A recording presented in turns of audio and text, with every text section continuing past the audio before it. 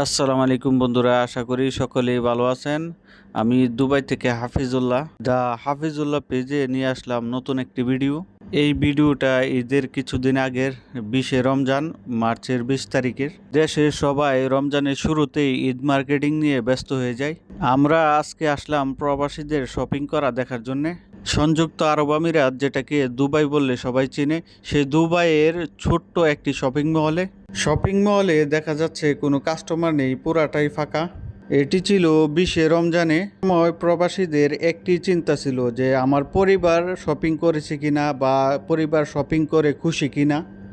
প্রবাসীদের নিজেদের শপিং নিয়ে তখন তাদের কোনো চিন্তা নেই, শুধু প্রবাসীদের চিন্তা পরিবার নিয়ে, পরিবার কেনাকাটা করেছে কিনা, সবাই খুশি কিনা সেটা নিয়ে।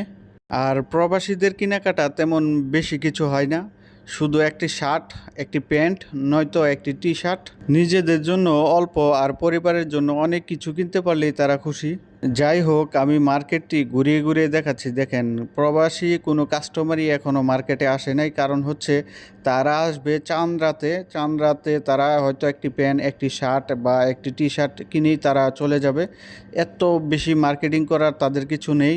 তারা শুধু অল্পতেই খুশি হয়ে যায়, অল্পতে খুশি, কিন্তু পরিবার যদি খুশি হয়ে যায় তাইলেই তারা খুশি। প্রতিটা প্রবাসীর একটি কথা, শুধু পরিবার, পরিবার আর পরিবার। পরিবারের টেনশন প্রবাসীরা এত করে যে নিজেকে নিয়ে ভাবতে তখন তারা ভুলে যায়। আসলে যেমনভাবে পরিবারের টেনশন করে প্রবাসীরা, তেমনভাবে পরিবারকে অনেক মিস করে। ঈদের দিনটার যে সময় সবাইকে সাথে নিয়ে ঈদ করার কথা ছিল, সে সময়টা প্রবাসীরা একা প্রবাসী ঈদ করে। দিন শেষে আমিও একজন প্রবাসী, আমিও মিস করি আমার মা বাবা এবং পরিবারকে।